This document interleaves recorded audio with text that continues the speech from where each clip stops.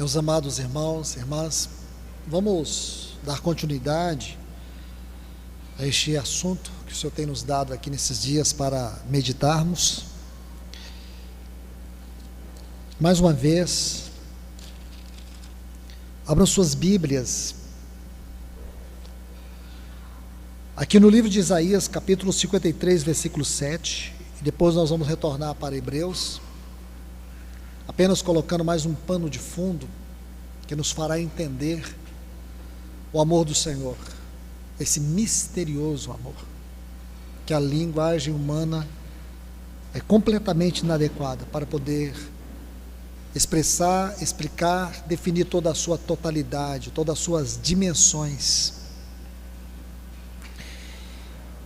Isaías capítulo 53, versículo 7 diz: ele foi oprimido e humilhado, mas não abriu a boca. Como cordeiro foi levado para matadouro, e como ovelha muda perante os seus tosqueadores, não abriu a sua boca. É isso que nós vamos buscar nesse momento, como pano de fundo, para entendermos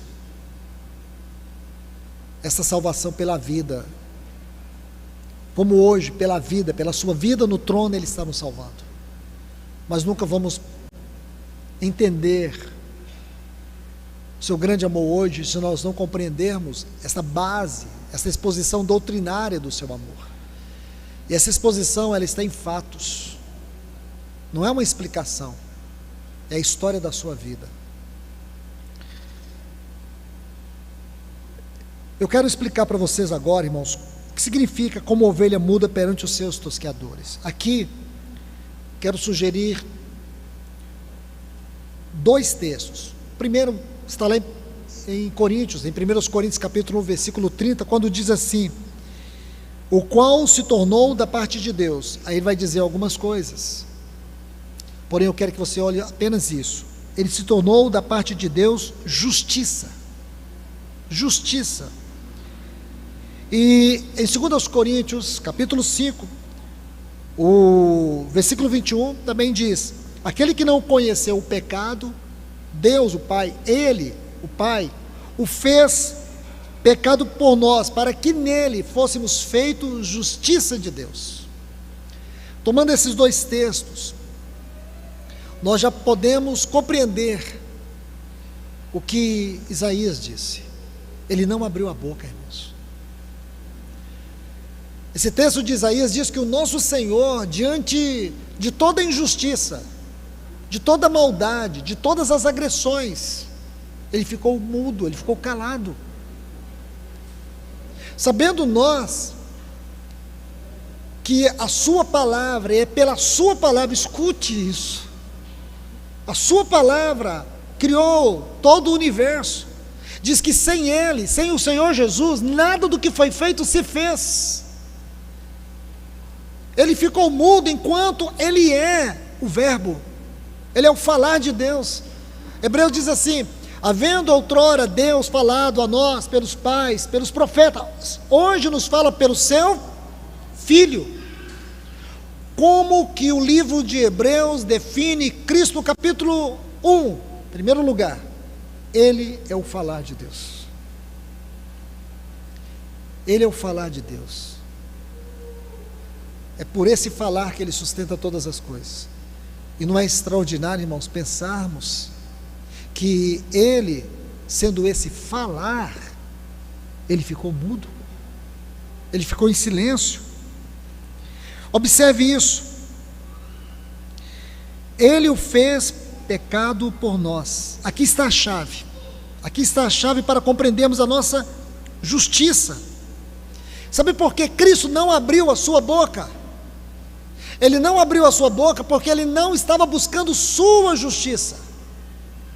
Sua justiça não tinha o menor valor para o Sinédrio, para Anás, Caifás, Pilatos, Herodes. Sua justiça não tinha o menor valor para eles.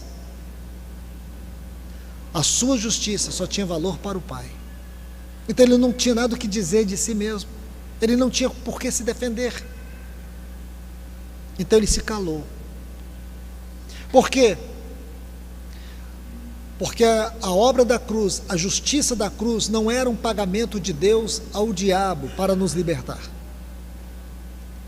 Deus não fez um pagamento na cruz, tomando o seu filho, para que o diabo fosse satisfeito. A justiça de Deus não era algo entre Deus e o diabo. A justiça de Deus era algo entre Deus e Deus mesmo. É importante que você saiba isso. É importante que você saiba disso. Por quê, meus irmãos? Porque se nós nos perdermos na concepção dessa doutrina, nós nos perderemos em tudo, no que diz respeito à nossa salvação. Aí você vai ver o grito eloquente do nosso Senhor, o seu silêncio. O silêncio de Cristo foi um brado de justiça diante do Pai. Ele se calou diante dos seus algozes, porque ele não buscou a sua justiça, ele buscou a nossa. Imagine quando Caifás estava apontando o dedo para ele. Imagine quando eles o acusaram sem testemunhas. Imagine Caifás olhando para Jesus, inquirindo Jesus, questionando Jesus. Se ele diga: você é filho de Deus, você é o filho de Deus. Então, naquele silêncio, eu fico pensando que Jesus olhou para Caifás e diz: não tem nada a ver comigo, tem tudo a ver contigo. Mas Caifás iria entender? Caifás seria capaz de entender? Meus irmãos e irmãs, aqui eu quero mostrar algo para vocês.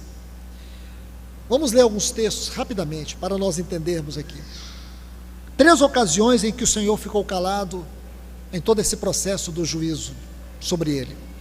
Primeiro, Mateus capítulo 26, os versículos 62 e 63.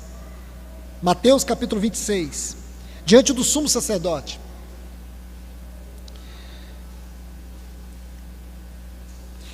Levantando-se o sumo sacerdote, disse-lhe: não respondes coisa alguma aos que depõem contra ti? E Jesus, porém, guardava silêncio. Insistindo, o sumo sacerdote disse-lhe: conjuro-te pelo Deus vivo, que nos diga se és tu, ó Cristo, filho de Deus. Imagina, irmãos, eles queriam ouvir Jesus falar sobre a sua filiação com o Pai. A questão não era se ele era o filho de Deus, porque nós não éramos filhos. A questão era essa, irmãos. A questão não era se ele era o filho, a questão é que nós não éramos os filhos. E ele guardou silêncio. O que ele poderia dizer? Ele poderia dizer assim: sim, eu sou o filho de Deus. Resolveria alguma coisa? Ele entraria nesse julgamento? Escute, Cristo se submeteu ao julgamento terreno, mas ele tinha plena consciência que ele não estava sendo condenado diante de Deus em um julgamento terreno. Ele estava sendo condenado por Deus diante do seu tribunal eterno. Foi necessário que ele passasse aqui, porque nem nós entenderíamos se ele tivesse sido elevado no céu e julgado diante de Deus. Então Deus permitiu que ele fosse julgado como foi condenado nessa terra. Porém, hoje nós sabemos que foi Deus que o fez pecado por nós. Foi Deus que o julgou naquela cruz por nós. E que não havia nenhum julgamento entre Deus e o Sinédrio, entre Deus e Pilatos. Não havia nenhuma lei romana que tinha autoridade para poder condenar o nosso Senhor. Ele não foi condenado por nenhum pecado que cometera, porque nele não havia nenhum pecado. Ele foi condenado pelos pecados que nós cometemos. Ele foi condenado por todos os pecados a partir de Adão. Foi aí, irmãos. Aí está o âmago. Aí você consegue entender como a ovelha muda. Ele não abriu a boca, ele não precisou dizer nada. E aqui está Caifás, diga-nos se tu és o Filho de Deus. E Jesus em silêncio olhando para ele, e com certeza esse silêncio devia estar dizendo muito. É como se o Senhor olhasse para Caifás e dissesse: o problema, Caifás, é que você não é filho de Deus, é por isso que eu estou aqui.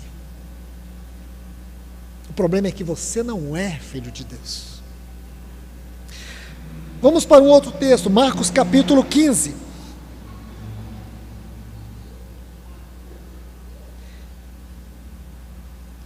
Diante de Pilatos, diz assim que os principais dos sacerdotes o acusavam de muitas coisas, porém ele nada respondia. E Pilatos o interrogou outra vez, dizendo: nada respondes?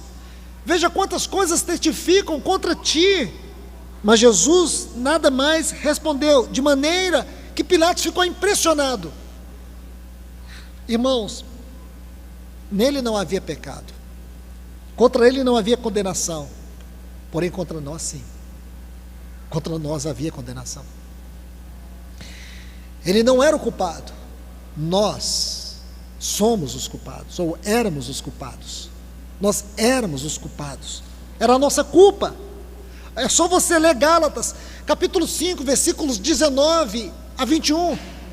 Existe uma lista ali dos nossos pecados: prostituição, impureza, lascívia, idolatria, feitiçaria, inimizades, porfias, ciúmes, iras, discórdias, dissensões, facções, invejas, bebedices, glutonarias e outras coisas mais. Eram os nossos pecados. Por último, Lucas capítulo 23, versículos 8 a 11, diante de Herodes. Herodes tentou fazer de Cristo um espetáculo. Então diz assim, Lucas capítulo 23, versículos 8 a 11. E Herodes, quando viu a Jesus, alegrou-se muito, porque há muito desejava vê-lo, por ter ouvido dele muitas coisas, e esperava que ele pudesse fazer algum sinal na sua presença. E interrogava-o com muitas palavras, mas ele nada lhe respondia. E estando os principais sacerdotes e os escribas acusando-o com grande veemência, e Herodes com os seus soldados desprezou-o, e escarnecendo dele, vestiu de uma roupa resplandecente e tornou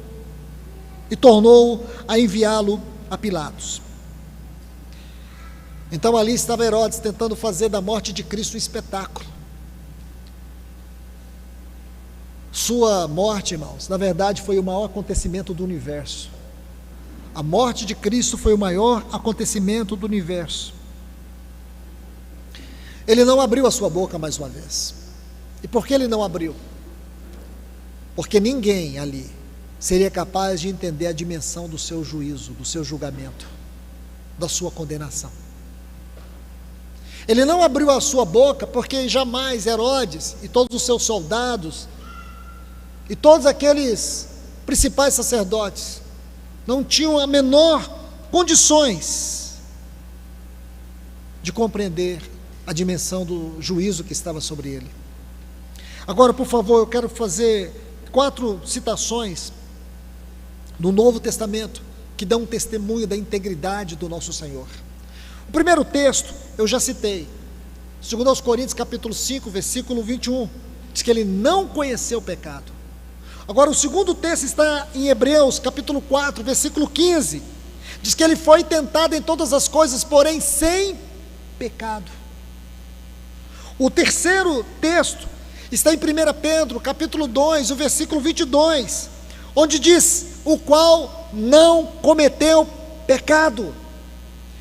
E por último, 1 João, capítulo 3, versículo 5, diz que nele não existe pecado. Então você consegue agora entender.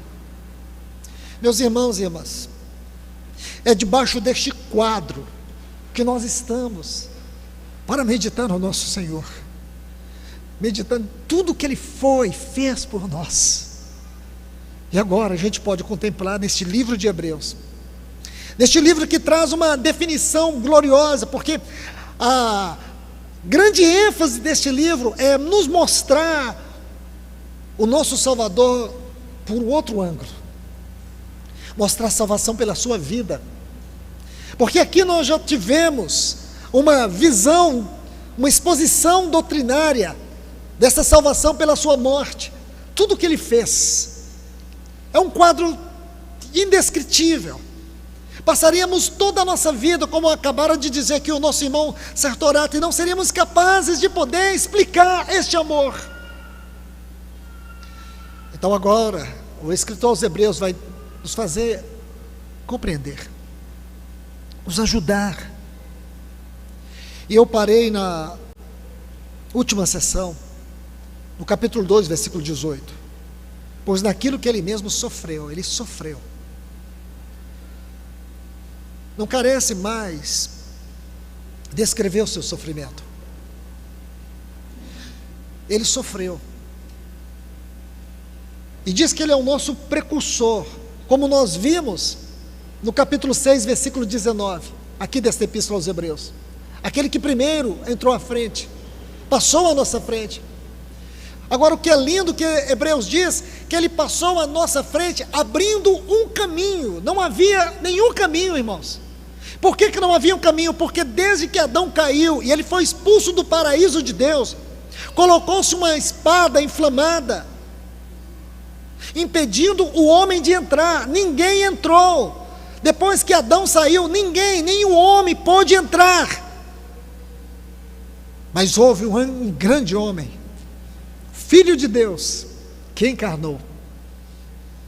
E ele veio, irmãos, na dimensão da nossa vida, com todos os seus limites, com todas as suas probabilidades de fracasso, com todas as limitações da nossa carne, com todas as disposições de pecar. E este glorioso homem, ele venceu o pecado na sua própria carne.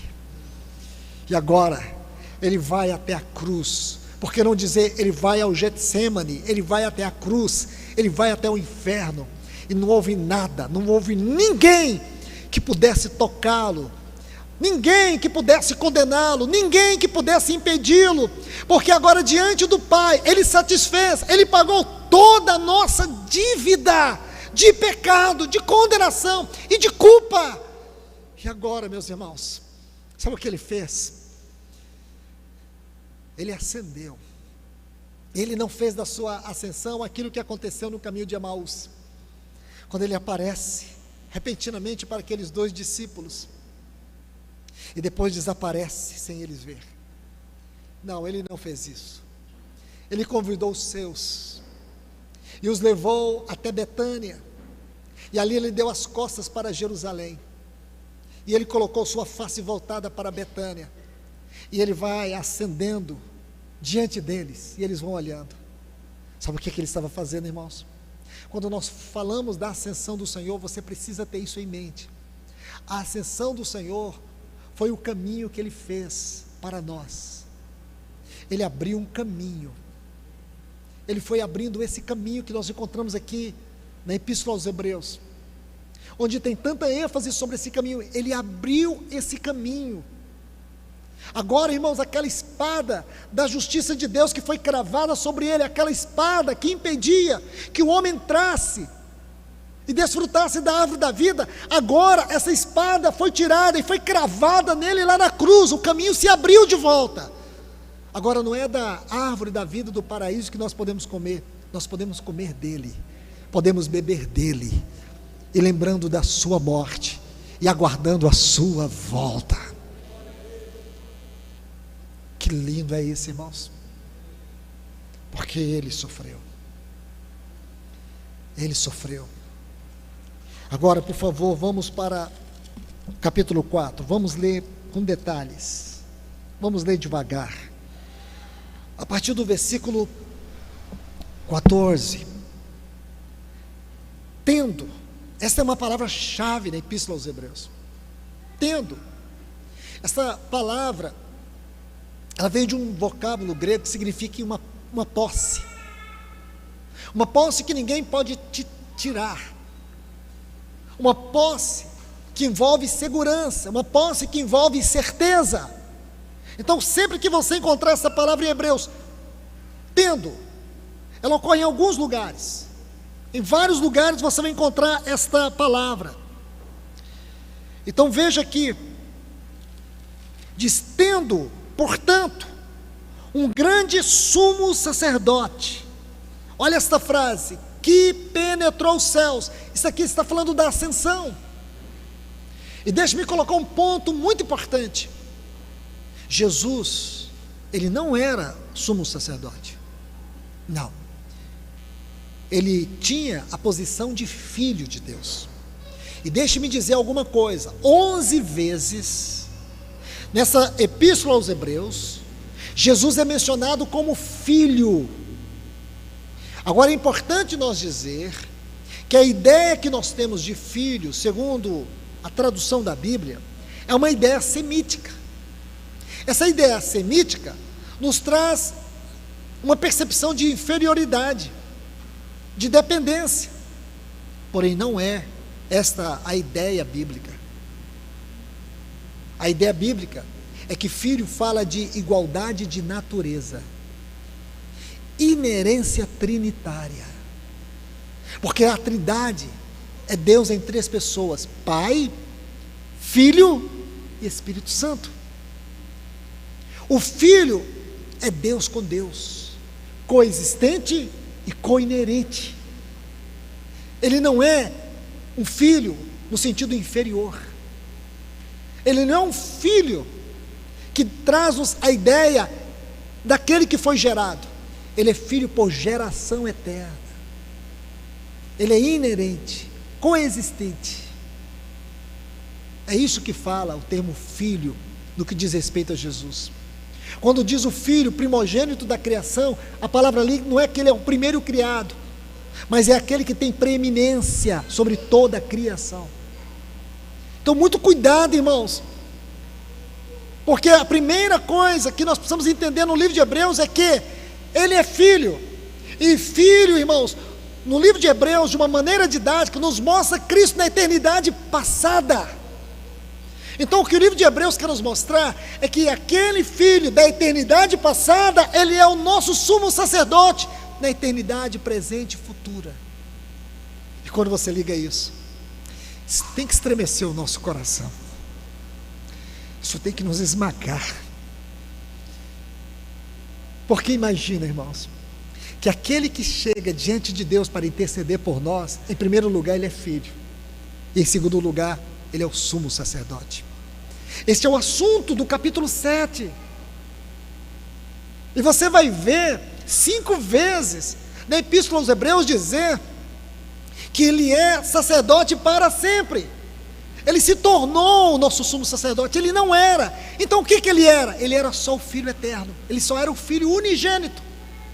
E agora, o que ele é? Ele passou a ter uma posição que ele alcançou pela sua dignidade, uma posição como superior sumo sacerdote.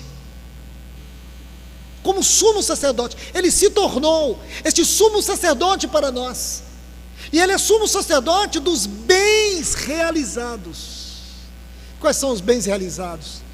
Não carece tanto dizer, irmãos, porque esses bens realizados é tudo que diz respeito à sua pessoa e obra que Deus nos deu nele. É baseado no seu sacrifício. Capítulo 8 diz que ele se assentou. E você vai ver 4 vezes nessa epístola dizendo que ele está assentado. E não é curioso, porque os sumos sacerdotes no Antigo Testamento nunca vai mencionar que eles estavam assentados. Os sumos sacerdotes no Antigo Testamento, sempre que menciona eles estavam em atividade. O que é curioso no nosso sumo sacerdote, segundo Hebreus, é que ele não está em atividade. Ora, ele está em atividade. Então, tudo bem. Então, como diz o livro aos Hebreus? Diz que a sua atividade é estar assentado. Como assim? Essa que é a glória da glória. É que ele está assentado sobre o fundamento de toda a sua obra que já foi consumada. Sobre o pecado, sobre o diabo, sobre a morte. Ele está agora descansando sobre o fundamento da sua obra, porque a sua obra é indestrutível. E a única coisa que essa epístola vai dizer para nós é que Ele está diante do Pai intercedendo por nós. A palavra intercedendo por nós aqui, essa palavra intercedendo, ela vem de um texto grego que significa uma pessoa tratar com a outra pessoa sobre interesses comuns. Imagina que coisa linda, irmãos, que esse escritor dessa epístola buscou, que palavra linda que ele buscou do grego, para mostrar que o nosso Senhor Jesus, Ele intercede por nós. A palavra intercessão aqui significa alguém tratando com a outra pessoa sobre interesses comuns. É interesse do Pai, é interesse do Filho. Então quando Ele intercede por nós, para o Pai, Ele não encontra um Pai raivoso, o Pai olhando e dizendo: olha esse meu filho, olha o que ele está fazendo. Quando Ele intercede, é como se o Pai dissesse: sim, meu filho, é tudo que eu queria ouvir sobre ele, é tudo que eu queria ouvir sobre ele, é tudo que eu queria que você fizesse por ele. Interceda mais por ele, interceda, é o meu prazer te ouvir. Essa é a ideia. Por favor, irmãos, busque, estude a etimologia dessa palavra intercessão aqui. Ele está intercedendo por nós, e quando Ele intercede por nós, é o prazer do Pai, porque é interesse do Pai. Irmãos, isso é algo assustador, arrebatador. Então vamos lá. Tendo, portanto, um grande sumo sacerdote que penetrou os céus, a saber, Jesus, Filho de Deus. E o escritor aos Hebreus, ele coloca um outro item muito importante sobre os nomes do nosso Senhor. Nessa epístola, é muito comum ele usar a expressão Jesus, e às vezes ele coloca uma vírgula, às vezes ele coloca entre vírgula, como se ele estivesse colocando um parênteses. Essa didática é muito importante, irmãos, porque sempre que ele enfatiza Jesus, ele traz a ideia da sua humanidade. Então, quando você lê esse versículo 14 aqui, você vai encontrar algo maravilhoso. Você vai encontrar o sumo sacerdote, você vai encontrar o homem, e você vai encontrar o Filho. Essas três palavras são importantes: o sacerdote, o Filho, que é Deus, e o homem. Que coisa linda, irmãos, porque o escritor aos Hebreus vai mostrar para nós que esse sumo sacerdote, ele é Deus com Deus, mas ele é homem como nós. Ele tem a humanidade, a sua natureza,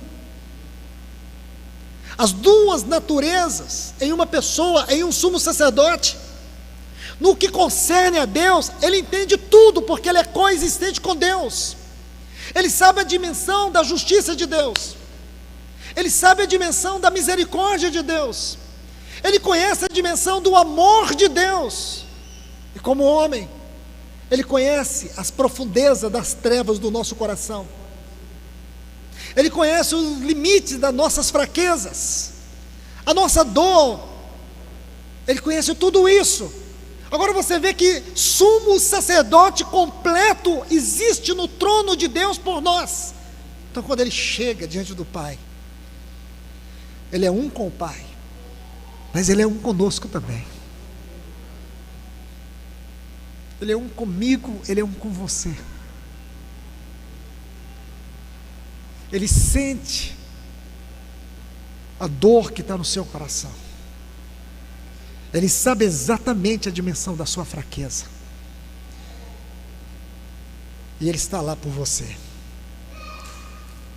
Por isso que Paulo, escrevendo aos Filipenses, ele vai dizer: aquele que começou em vós a boa obra, ele não vai parar, ele não vai deixar a obra inacabada, ele não vai deixar você caído, ele não vai deixar você fracassado. Por meio do Santo Espírito que Ele enviou para te habitar, Ele vai terminar essa obra. Então eu quero te falar, existe uma obra sendo feita aqui em nós, existe uma obra sendo feita lá no trono, diante de Deus por nós. Glórias a Deus, irmãos. Eu acho que nós temos que ter essa sensação de, às vezes, ao final da reunião, não terminar ela rápida, mas às vezes dar um tempo até para a gente orar. Não se preocupar com avisos, mas às vezes com uma contemplação mais profunda da palavra. Que às vezes nós passamos a ideia que a programação é mais importante do que Deus está falando. Nós precisamos deixar os irmãos refletir diante do Senhor um pouco, para que a mensagem não se torne uma coisa banal. A gente precisa refletir sobre isso, irmãos. Eu peço a Deus que traga esse senso a todos vocês, porque a gente pode terminar uma reunião, os irmãos, já temos que comer, temos que sair, temos que viajar. Calma, calma, o que é mais importante aqui? Isso aqui, irmãos, é algo que pode mudar a sua vida para sempre. Quantas pessoas podem estar aqui e vieram debaixo de um cativeiro de culpa, de condenação, de miséria, de dor, de frustração consigo mesmo, de incapacidade, de dizer para si mesmo: eu nunca consigo agradá-lo. Você não está sozinho. Essa palavra é para te dizer: você nunca esteve sozinho. Diante de Deus, lá no trono, tem um sumo sacerdote que conhece a dimensão das suas fraquezas, da sua incapacidade, da sua dor, das suas misérias. E sabe quem é ele? Em primeiro lugar, ele é o Filho de Deus. Em segundo lugar, ele é o nosso irmão mais velho, ele é um homem. Em primeiro lugar, ele é Deus eternamente com Deus, com todos os atributos de Deus: onisciência, onipotência. Mas também, ele é homem como eu e você. Ele viveu neste mundo, irmãos, ele pisou nessa terra. Ele sentiu o calor, ele sentiu a limitação, ele sentiu a angústia das tentações, ele sentiu todas as dores da alma humana, ele sentiu, ele foi tentado em todas as coisas à nossa semelhança, porém sem pecado. Então ele pode falar sobre mim, ele pode falar sobre você, ele pode falar, e o Pai quer ouvi-lo, e o Pai vai atendê-lo. Glórias a Deus, irmãos. Nós não temos só um Salvador na cruz, nós temos um intercessor no trono. Aí diz: guardemos firme a nossa confissão. Essa é uma frase muito importante, porque ela não traduz exatamente em português o que ela diz no texto original. Uma simples tradução dessa frase significa dizer o mesmo que, dizer o mesmo que Deus. Nós temos essa confissão. Essa confissão é uma confissão destemida, é uma confissão aberta, é uma confissão que nós estamos fazendo agora. Agora nós podemos levantar a nossa voz e dizer exatamente isso. Nós temos o sumo sacerdote, é isso que esse texto diz. Nós temos um grande sumo sacerdote. Nós podemos confessar isso, nós podemos proclamar isso. O nosso sumo sacerdote é o Filho de Deus, é o Deus com Deus. Mas ele também é homem, ele é o Jesus de Nazaré, é o nosso sumo sacerdote. Aí ele prossegue dizendo: pois não temos um sumo sacerdote que não possa compadecer-se das nossas enfermidades. A palavra aqui, enfermidades, irmãos, já precisa ser melhor traduzida. Esta palavra fala de enfermidade no sentido emocional da palavra. Aqui o sentido é alma. É alma, não é doenças físicas, é alma. Quando Isaías diz, ele levou todas as nossas doenças, todas as nossas enfermidades, ali são doenças físicas e enfermidades no sentido emocional. E aqui o sentido é esse. Olha o que diz: possa compadecer. A palavra aqui é de compaixão, compaixão por causa da nossa alma, por causa da nossa mente, vontade, emoções, por causa do que sinto, por causa do que penso, por causa do que quero. É isso que tem nos levado ao fracasso, os nossos desejos descontrolados, nossas emoções exacerbadas, pelos anelos do mundo, nossa mente perturbada, ansiosa, doente, escravizada. Aí ele diz: nós temos um sumo sacerdote que tem compaixão, porque as grandes batalhas da nossa vida, elas se encontram primeiramente na nossa mente, nos nossos afetos. É aí, é por causa dos nossos afetos. Lembra de Davi? No capítulo 9 de 2 Samuel, era tempo dos reis, e para as guerras, Davi ficou, e ele saiu ao terraço do seu palácio. O que ele viu? Uma linda mulher. E aí a sua mente, suas emoções, sua vontade entraram em parafuso, sua carne descontrolada, pecado, morte, mentiras, enganos, tantas coisas você vai ver a partir deste cenário. Um simples pecado que estraga tudo, apaga a luz de Deus. Urias significa luz de Deus. Tudo isso entra em colapso. O simples pecado não é assim conosco, irmãos. E esse sumo sacerdote, ele viveu isso. Mas ele, diferente de nós, o pecado não teve nenhum resquício na sua natureza. Ele venceu todos. Agora ele tem moral para chegar diante do Pai e dizer: eu dei minha vida por ele, eu dei minha vida por ela. Eles não são capazes de vencer. Olha lá, olhe, eles pecam, eles falham, mas eu estou aqui por eles. Esse trono aqui não é o trono da condenação, é o trono de misericórdia. Olha o que diz, irmãos. Vamos ver. Acheguemo-nos, portanto, com confiança ao trono da graça, para que recebamos misericórdia. Esse é o trono onde a misericórdia é derramada. O que é misericórdia? Misericórdia, escute, grave isso. Misericórdia é Deus não dar. É Deus não dar o que eu e você merecemos. Ele não dá. Por isso é o trono de misericórdia. E quem está nesse trono de misericórdia? O nosso sumo sacerdote. Fazendo o quê? Intercedendo por nós. Intercedendo por nós. E digo para vocês, escuta o que eu estou te falando. Se esse sumo sacerdote não estivesse no trono, nenhum dos discípulos de Cristo teria alcançado a eterna salvação. Nem Paulo, nem Pedro, nem João, nenhum dos pais da igreja, nenhum dos grandes reformadores, ou algum dos heróis da fé, que você cite o nome, nenhum deles teria alcançado. Nenhum de nós poderemos alcançar. Todos nós, como eles, só vamos estar lá diante daquele trono e ouviremos aquele grande convite: sente no meu trono juntamente comigo, assim como eu venci. Ele diz lá, a igreja de Laodiceia, assim como eu venci e sentei no meu trono, vocês também sentarão. O que ele quer dizer? Vocês só vão poder sentar no trono porque eu venci. E nós não vamos vencer? Nunca, irmãos. Nós nunca vamos vencer, nunca. Por nós? Nunca. Com a minha força? Nunca. E se eu lutar para ser santo? Nunca. Então como nós vamos vencer? Ele vai nos colocar na sua vitória. Graças a Deus que nos dá a vitória por intermédio do nosso Senhor e Salvador Jesus Cristo. Ah, mas lá nas 7 cartas diz ao vencedor. Sim.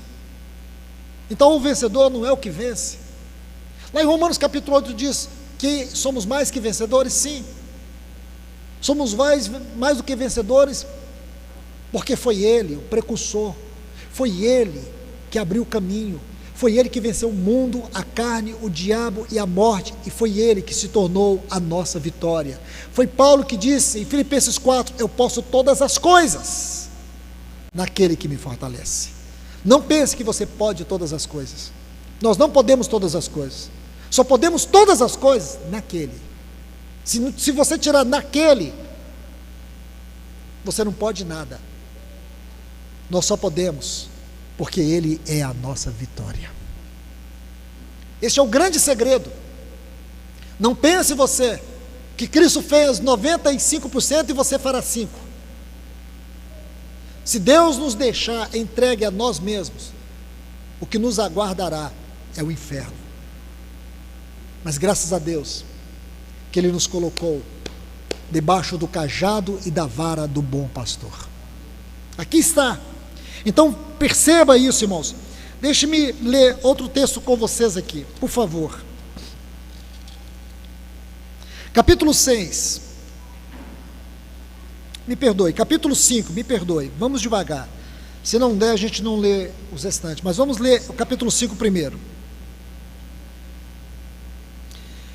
A partir do versículo 1 está assim: pois todo sumo sacerdote, sendo escolhido dentre os homens, é constituído a favor dos homens, nas coisas pertencentes a Deus, para que ofereça tanto dons como sacrifício pelos pecados. Isso aqui, o escritor aos Hebreus está fazendo um paradoxo entre o sacerdócio na antiga aliança e o sacerdócio eterno de Cristo.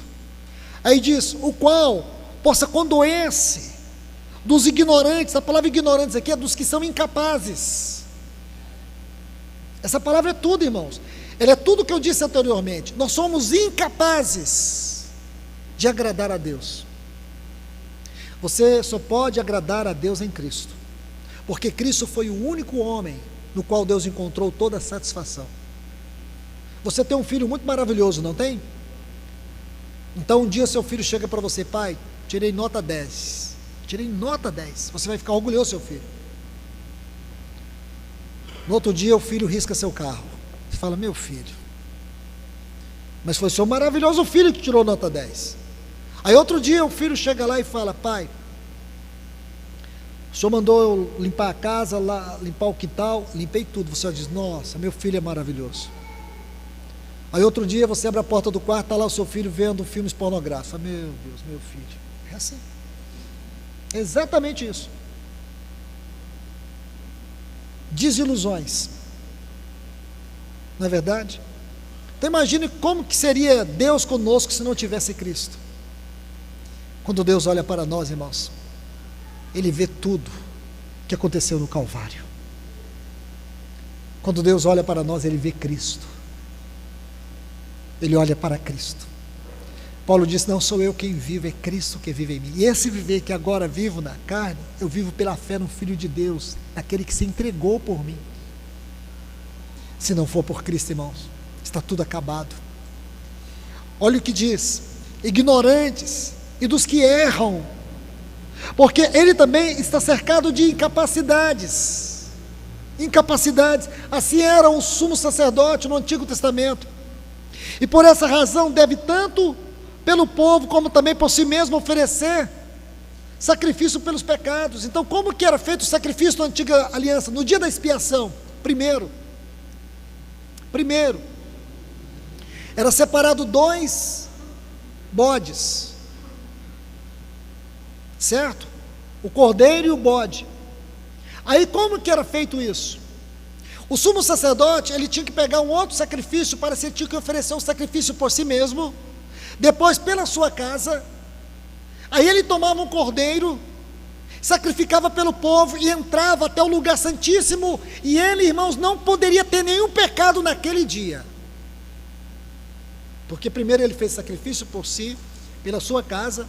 Aí depois que ele fazia esse ritual, ele sacrificava o cordeiro, junto o sacerdote sacrificava, é claro, depois ele tomava aquele cordeiro, aquele sangue daquele cordeiro, e entrava no lugar santíssimo. Todo Israel ficava de fora, e ele levava esse sangue para dentro do lugar santíssimo. Esse era o ritual. Mas sabe quantas vezes que ele fazia isso? Uma única vez, irmãos. Porque se ele tivesse que fazer todo esse dia, todo dia tinha que trocar de sacerdote. ou então ele teria que ficar numa redoma. Afasta a esposa, afasta os filhos, afasta os problemas, ninguém conta nada para ele, porque se ele entrar no nosso mundo, todo dia tinha que trocar o sumo sacerdote, e todos eles tinham que entrar com 2 cordas amarradas na canela, não encontrariam, irmãos, um sumo sacerdote. Então por isso que era uma vez por ano, e tinha que ter esse ritual. O nosso sumo sacerdote entrou uma vez para sempre,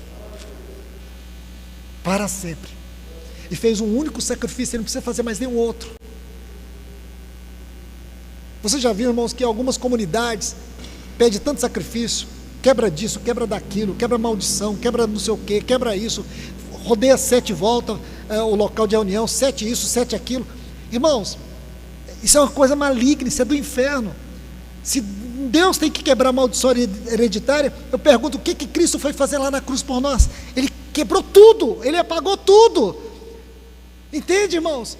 Está tudo consumado, você não precisa ficar perturbado com isso, tudo está consumado. Agora ele está ministrando vida, ele está se derramando em vida para nós. Olha o que diz aqui: ninguém, versículo 4, arroga para si essa honra, se não for chamado por Deus, como foi Arão. Aí versículo 5, assim também Cristo não se exaltou a si mesmo, para ser feito sumo sacerdote, mas aquele que lhe diz, tu és meu filho, está vendo aí? Meu filho, isso você vai ver aqui, hoje eu te gerei, como também em outro lugar diz, tu és sacerdote para sempre. Aquilo que eu disse para vocês, filho e sacerdote, essa visão é linda em Hebreus, filho de um lado, sacerdote de outro. Aquele que é o nosso sumo sacerdote é o filho, e essa visão ela é linda, irmãos, 11 vezes, eu não tenho tempo de ler isso com vocês, porque cada uma das leituras nós teríamos que extrair algumas lições, então isso demandaria muito tempo, e você vai ver 4 citações, sobre ele ser o nosso sumo sacerdote para sempre. A primeira citação está aqui, capítulo 5, versículo 6, a segunda citação está no capítulo 6, versículo 20, a terceira citação está no capítulo 7, versículo 17, e a quarta citação no capítulo 7, versículo 21, sempre, tu és sacerdote para sempre, aí diz, segundo a ordem de Melquisedeque, e ele, este sumo sacerdote da ordem de Melquisedeque, nos dias da sua carne, tendo oferecido preces e súplicas, com forte clamor e lágrimas ao que podia salvá-lo. Aqui nós já lemos. Agora, por favor, irmãos, só uma leitura rápida, eu prometo para vocês. Aqui no capítulo 7, diz assim, pois este Melquisedeque, rei de Salém, sacerdote do Deus Altíssimo, ele está falando lá de Gênesis capítulo 14, versículo 18, sacerdote do Deus Altíssimo, que encontrou Abraão quando voltava da matança dos reis. Lembra que Abraão matou 4 reis, destruiu 4 reis, esses 4 reis também é uma figura do mundo, da carne, do diabo e da morte. Então quando Abraão voltou da matança desses 4 reis, o que o Melquisedeque fez? Tomou a mesa, a ceia, pão e vinho, e trouxe até Abraão, e celebrou com ele a vitória. Por isso, irmãos, nós precisamos ter esta visão da mesa do Senhor, não apenas comemos dele e bebemos dele, mas também a mesa do Senhor é a celebração da vitória do nosso Senhor, sobre tudo aquilo que era contra nós, mundo, a carne, o diabo e a morte. Nós temos que comer com dignidade, nós temos que comer e discernir o corpo. E aí o que ele diz? Ele diz assim, a quem também Abraão repartiu o dízimo de tudo, sendo por interpretação, primeiramente, rei de justiça e também rei de paz. Aquele que está no Salmo 85, justiça e paz se beijaram. Justiça e paz. Ele é um Melquisedeque. O que significa Melquisedeque? Rei de justiça, mas também Ele é o nosso Melque Shalom, Ele é o nosso Rei de paz, justiça e paz. Romanos capítulo 5, versículo 1: justificados, pois mediante a fé temos paz. Olha aqui, irmãos, justificados mediante a fé temos paz. O que significa? Não apenas temos a paz de Deus, nós temos a paz com Deus. Agora não somos mais os filhos da ira, nós somos os filhos reconciliados. Agora não há mais condenação para nós. Meus irmãos, eu vou até evitar ler os demais textos, senão a gente vai ficar aqui. Ainda temos mais viagem e temos compromisso também ainda hoje. Mas eu quero deixar esta palavra como encorajamento para vocês. Uma palavra de ajuda, de consolo. Uma palavra que você possa meditá-la aos pés do Senhor. Porque nós precisamos, irmãos, e precisamos muito. Tem muitos irmãos que não têm compreendido a dimensão desta obra sumo sacerdotal do nosso Senhor Jesus. Tem muitos irmãos que têm vivido um cativeiro de culpa, uma escravidão de pecado. Tem muitas pessoas que vivem uma vida cristã, porém emocionalmente perturbados, emocionalmente fragilizados. E essa palavra Deus está te enviando para te curar, para te libertar, para te ajudar, para te levar a viver a vida cristã em um plano mais alto, para tirar você desta periferia, desta superficialidade, e mostrar para você um caminho mais excelente de glória na vida cristã. Como diz o profeta Jeremias no capítulo 17, versículo 12: trono de glória, exaltado desde o princípio, é o lugar da vossa adoração, da vossa devoção, do vosso santuário. Trono de glória é o que está aqui no capítulo 4 de Hebreus. Encorajo vocês a ler o capítulo 8 dessa epístola também, os primeiros versículos. E vocês vão ver novamente mais uma ênfase sobre o sacerdócio de Cristo dentro do santuário celeste. E aqui é crucial, porque ele está concluindo esse tema.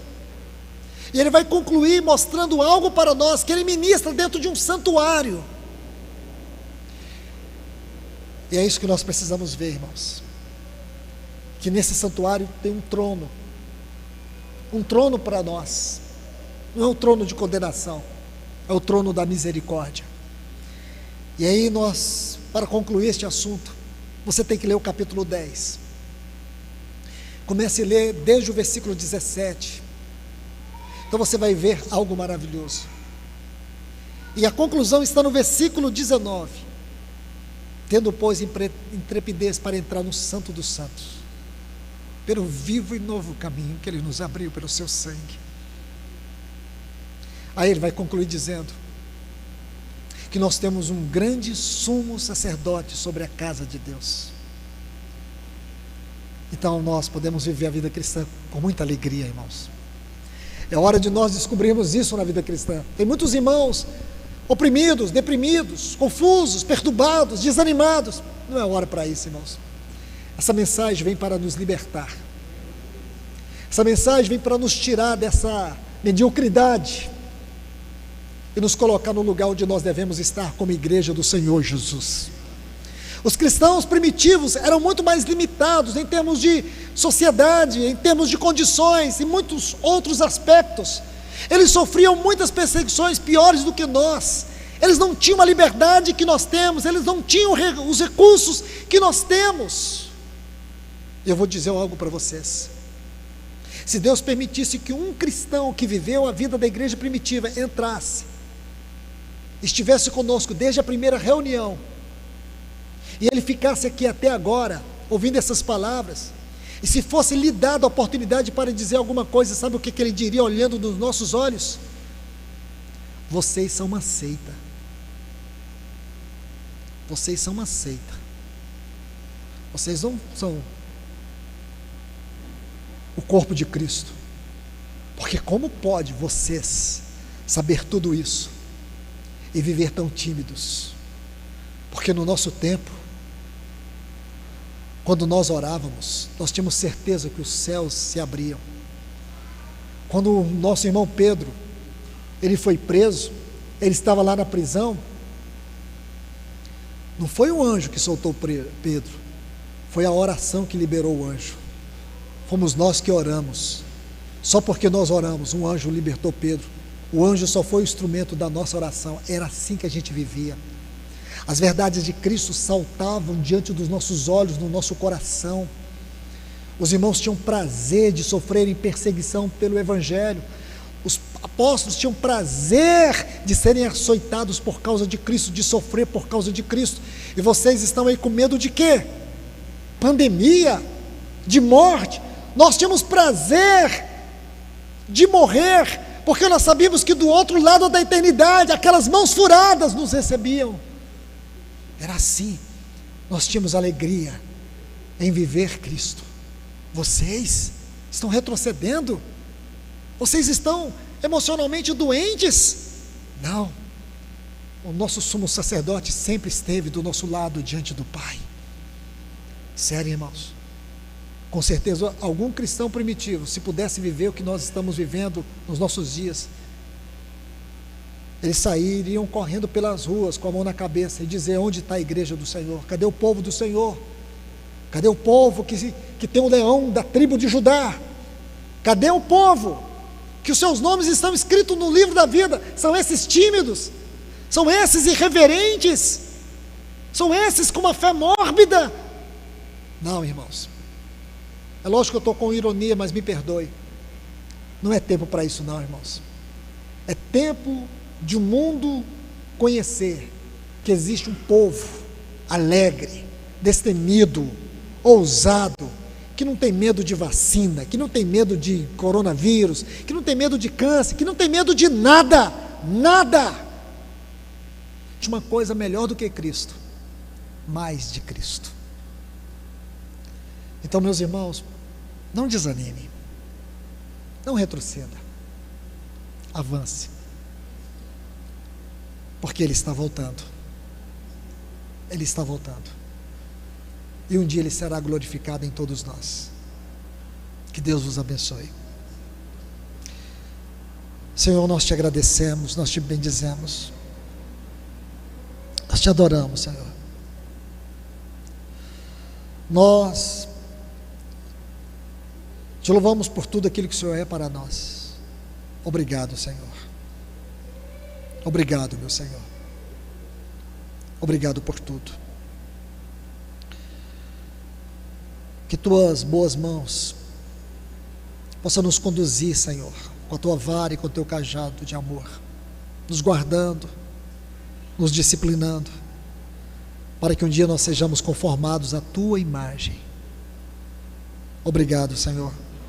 Obrigado, Pai, por nos ter dado Jesus Cristo, por ter nos dado o teu Espírito Santo. Obrigado por ti mesmo. Obrigado pelos meus irmãos. Nós te damos graças em nome de Jesus. Amém.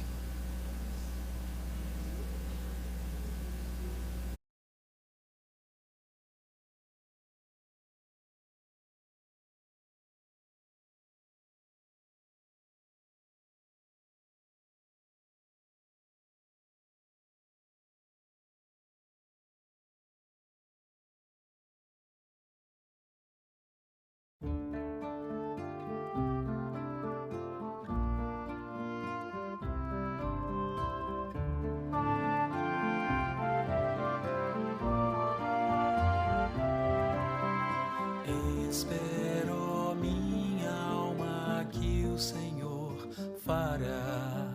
Descansa enquanto vês Ele te transformar.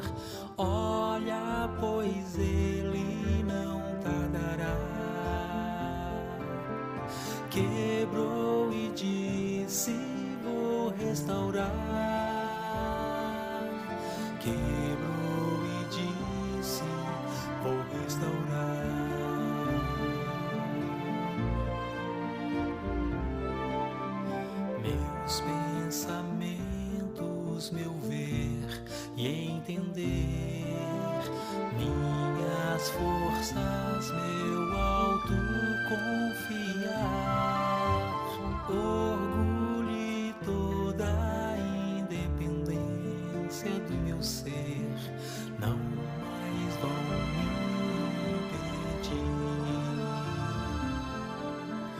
teu Espírito em mim fluirá, teu Espírito em mim fluirá, teu Espírito em mim fluirá. Sem forma ficarei e sei que é bom ficar, mas Deus, não demores, vem me moldar, dá-me nova canção, quero te adorar, ver a tua mão em tudo reinar. Aleluia, aleluia, aleluia.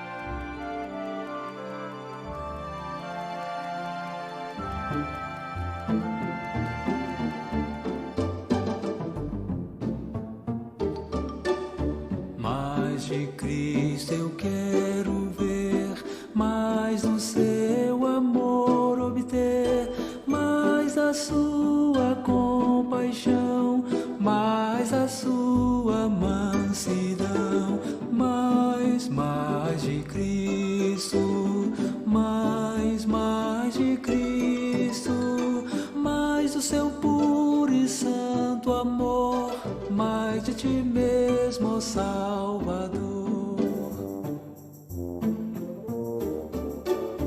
Mais de Cristo compreender, quero a Cristo obedecer, sempre perto dele andar, seu amor manifestar. Mais de Cristo, mais de Cristo, mais do teu puro e santo amor, mais de ti mesmo, ó Salvador.